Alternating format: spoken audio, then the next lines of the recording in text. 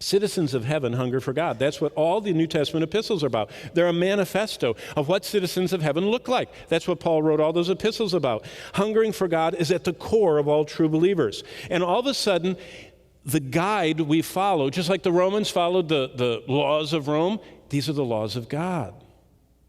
This is the law written on our heart. If we're truly saved, the Bible is not separate from us. There's some people, they talk about the Bible like it's out here. That's an indication of not being saved.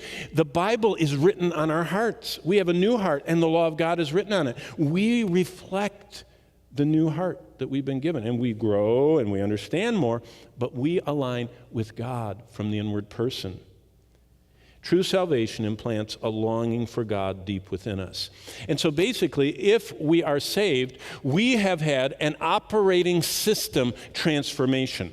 It's just like going from a PC to a Mac. There's a great difference. People like PCs are lovers of PCs. People like Macs know it, and they talk about it, and they have little apples on their windows. You know, they're just into it. And to go from one to the other is a transformation, unless you get crossover one of those, programs, but it really doesn't work very well. But it's a new operating system at the core.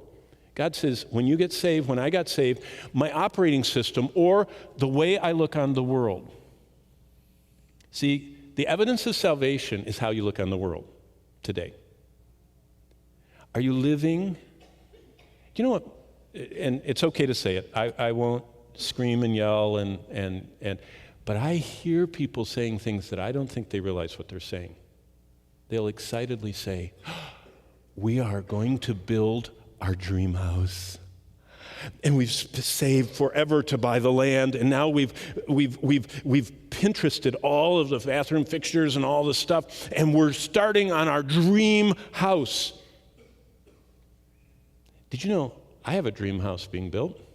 It's just not here. It has foundations that are eternal. And this world cannot hold our dream house.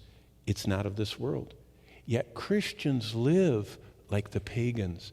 Let them have their dream house. That's all they have. There's nothing wrong with that. They're world-based. They're earth dwellers. We're citizens of heaven. See, a different worldview. We look on life completely differently.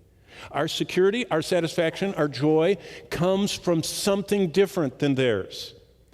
That's why we're not supposed to act like them, because they say, you're a Christian, but you're just like me. You're living you're just trying to pile up and guard and have and experience and enjoy everything possible and not living Christ-like.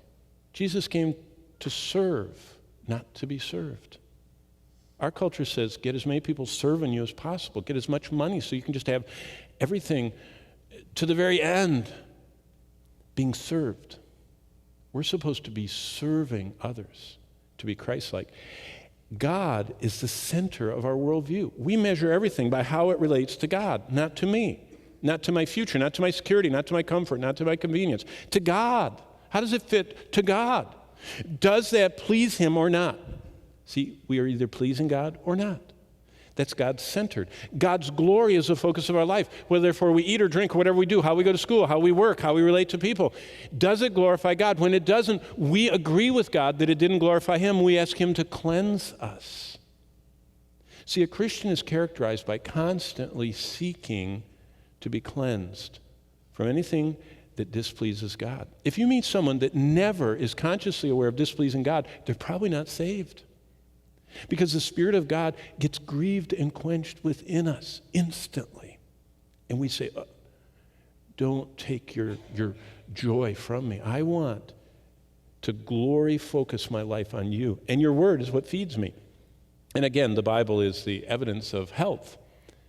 Where in the last 7 days has the word of God fit? You can tell whether you're spiritually alive or sick or dead. If the Word of God has no place in your life, unless it's forced upon you, you kind of see it on the wall or you hear it somewhere, that's a good sign you're spiritually dead. If the Word of God is something you know is out there and it's important, but you don't get to it, you're sick. If you hunger, you're healthy. See, that's the simplicity of the Christian life.